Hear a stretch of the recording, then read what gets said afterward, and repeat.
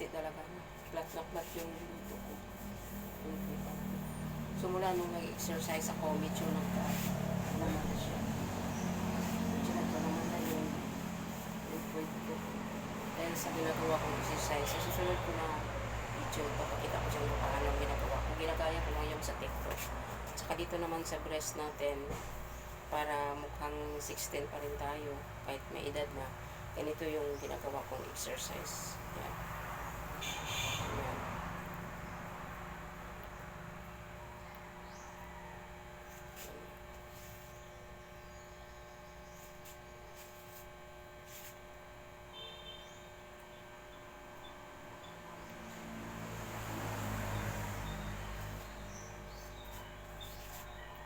Yung para dito at saka dito. Yung dito medyo mataba yung dati ko dito, yung parang na ganyan. Ngayon tingnan niyo, hindi naman siya.